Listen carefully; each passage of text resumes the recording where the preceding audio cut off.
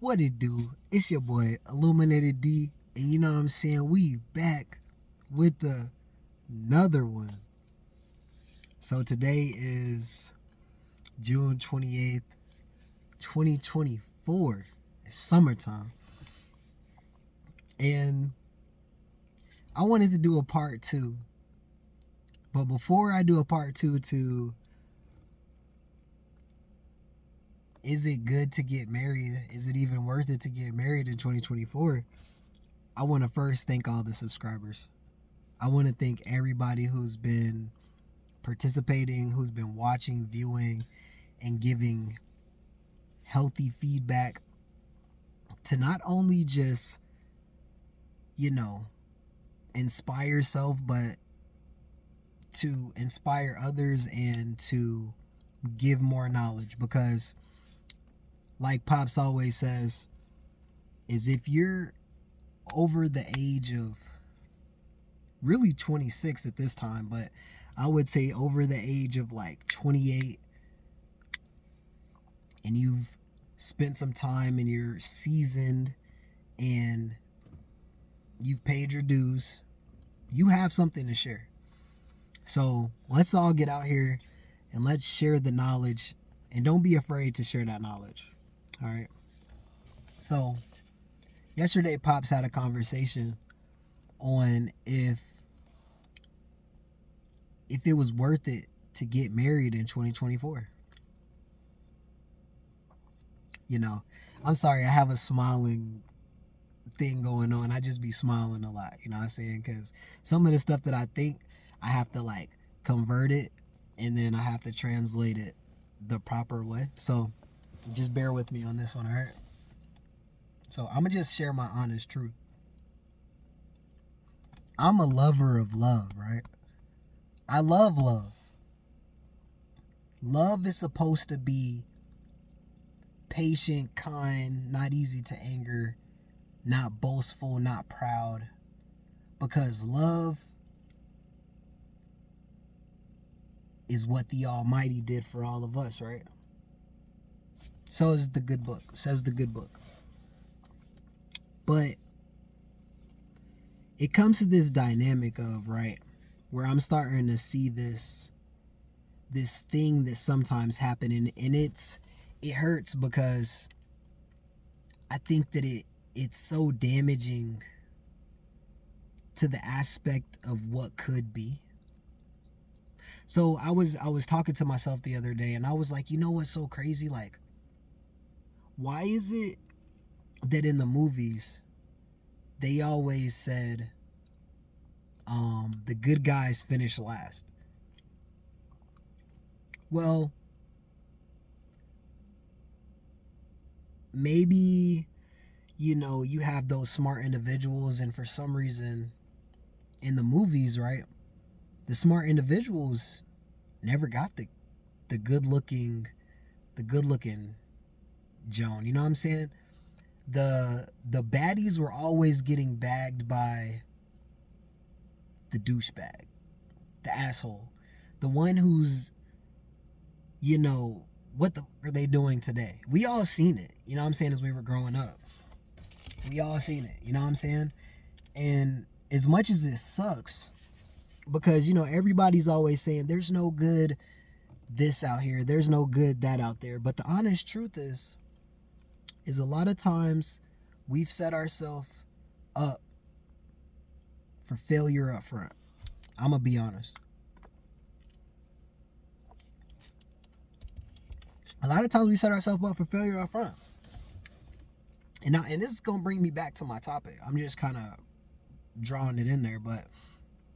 And I say that because as kids, they taught us that if you're the bad guy, then you're going to get what you want. But if you're the good guy, you won't get what you want. But see, the bad guy isn't always the smart guy. And the smart guy is envious of the bad guy. How does that dynamic work? Tell me that this isn't real. Tell me this is not real. I want y'all to tell me that this is not real. I'm going to be honest. Tell me that this dynamic is not real. You can't. You can't tell me that this dynamic is not real. So when people start saying, well, there are no good guys left, it's every man for theirself, every woman for theirself. The truth is if the kids of my day, because I'm 30, so if the kids of my day all inspired to be the bad guy because they knew the results and the perks of what it meant to be the bad guy. But see, in being the bad guy, it forces you to live a certain lifestyle. You have to maintain that. And that lifestyle can ultimately push you to not achieve to be your greatest self because you're not operating in divine energy. See, everybody talks about masculine energy, feminine energy, alpha energy, sigma, beta energy. But the real question is, are you operating in divine energy? Because if you're operating in divine energy, what the Almighty has for you, nobody can take away from you. Nobody can stop you from getting there except your own self. So I wanted to throw that topic out there of why it's important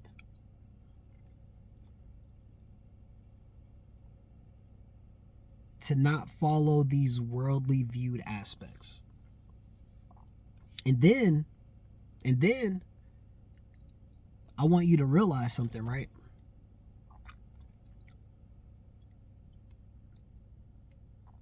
Is marriage worth getting? Is it worth it? I've been married. I'm divorced too. I don't want to say it's a cycle, but men lie, women lie, men cheat, women cheat. My ex, she wanted the streets. I'm not even saying no names. I'm not tripping. It doesn't hurt me anymore. But at the time, she wanted the streets. She met me as this, internet individual who had a lot of, clout, as they would say, or whatever, back in the day. And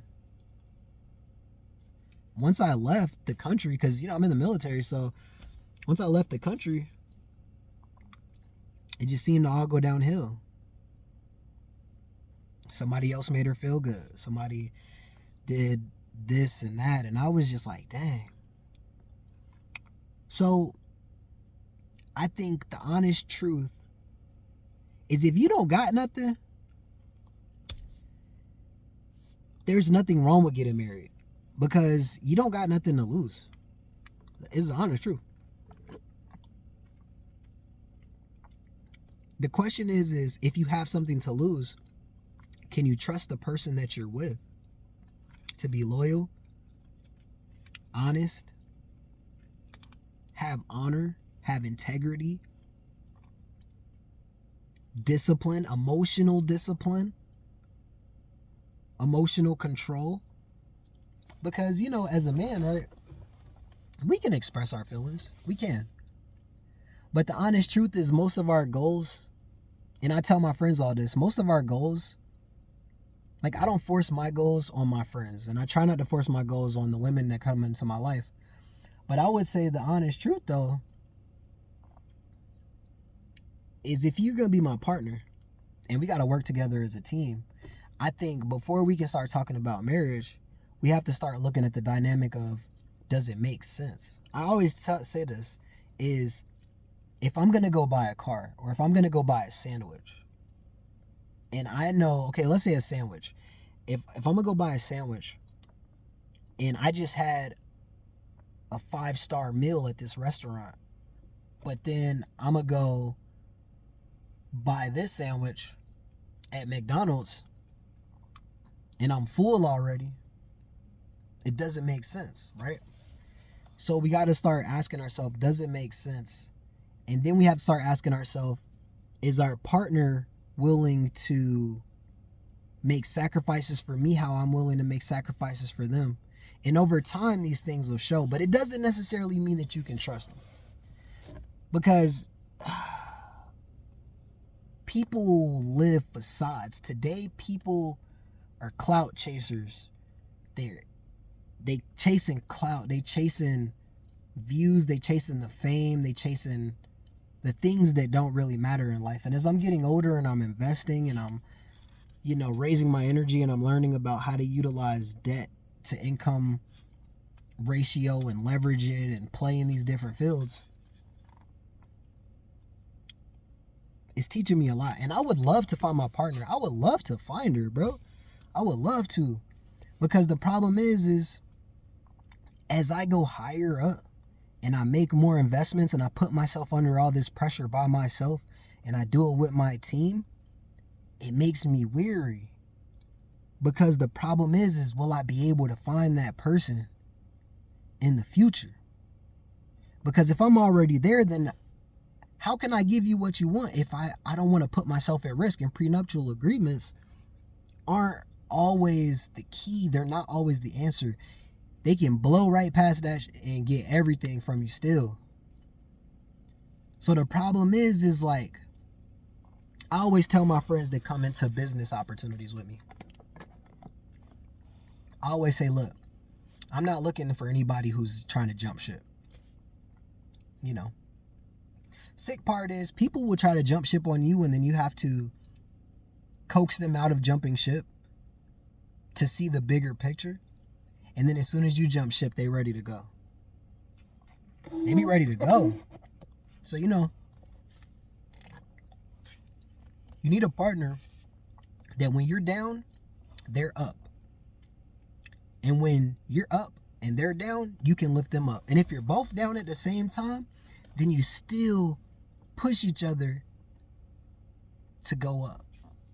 I don't know if any of this is making sense to you all, but I'm pointing out very key aspects to whether it would be worth it to get married in 2024. Are they living by these social dynamic standards? Are they in a box? Are they trying to elevate? Do they want more out of life?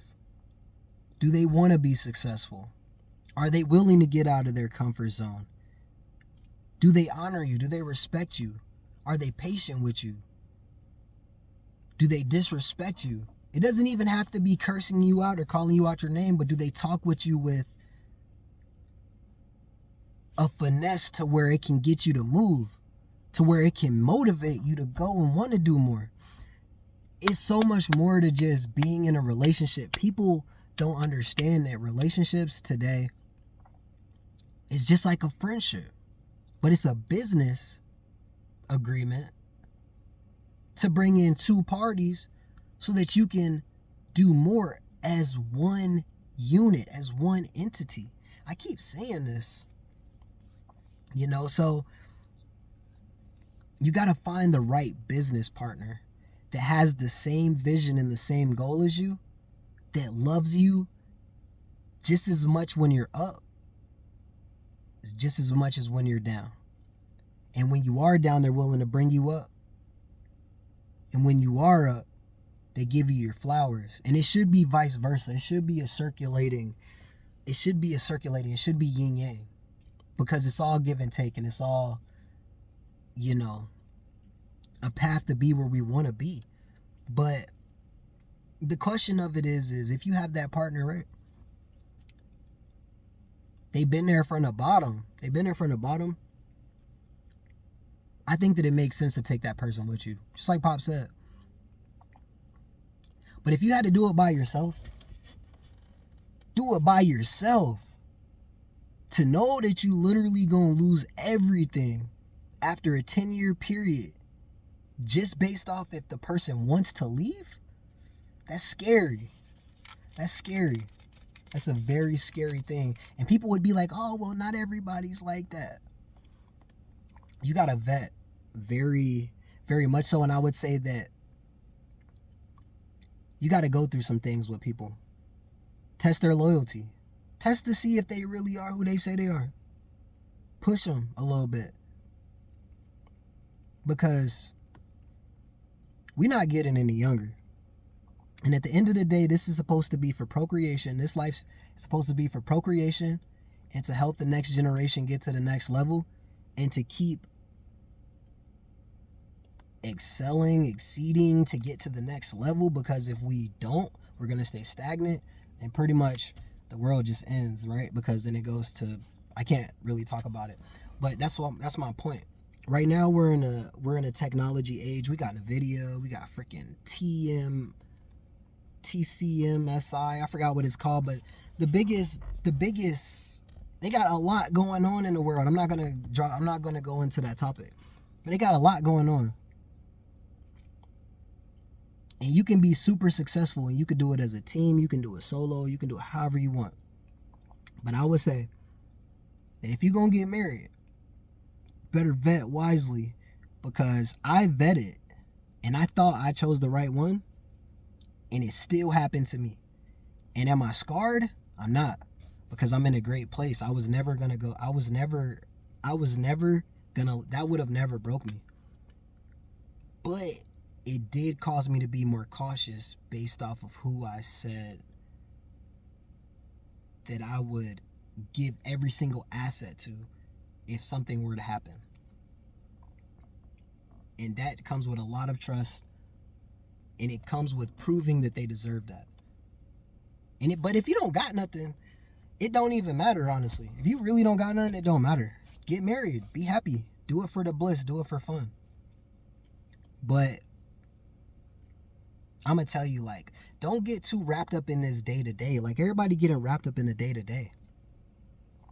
Because some days it's not gonna be super exciting. Some days it's just gonna be the regular same old. You come home, you watch some TV, you kick your feet up, you eat a meal, and then you go to sleep. Everybody gets so caught up in the, oh, we're not turning up tonight, it's not as fun as it used to be. You're changing. God forbid you're fit and then you turn fat. That is a sworn statement that I'm telling you I just refuse to do, because I've had plenty of people tell me, if you were to change and got fat, and no disrespect to anybody who wants to be, a little bigger size, but they told me directly, if I got fat, they wouldn't even talk to me. So that means that if I was fat, I wouldn't even get no play. So that means that I have to be the best version of myself. It's not easy in these streets. But I want to tell you, is it worth it in 2024? I would say, if you vet right, you take some time to get to know the individual, and they prove to you that no matter what happens, they're sticking around for the long run. Because look at it like this. People go out to the streets, but if there's communication, we got all type of going on now. I don't even have to speak about it. But if you're getting bored, spice up the relationship. Bring somebody in. Stop being selfish. Give your partner their fantasy. Let them do something different. And yeah, that goes for the men too. Let your girl get her fantasy. Join in. Stop being selfish. We only get one life to live, and then after that, you don't exist anymore. So all this, like being sheltered and all that, it just seems like a waste of time to me, right? But our main goal should be to raise the next generation and to be successful together, so that we can thrive, and hopefully we can create some sort of magic potion so that we can stay young forever, or age backwards, but is it worth it? If you don't got nothing, I'd do it. If you got something, make sure that they got just as much to lose as you do.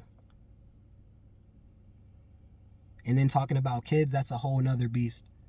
But that's a topic for another day, all right? It's your boy Illuminated D. We all want to be successful. We all want to be somewhere in life. But in order to do that, you got to do something that you ain't never done before. And that's the reason that we doing this right here, right now. Everybody be blessed. Be safe. I'm out.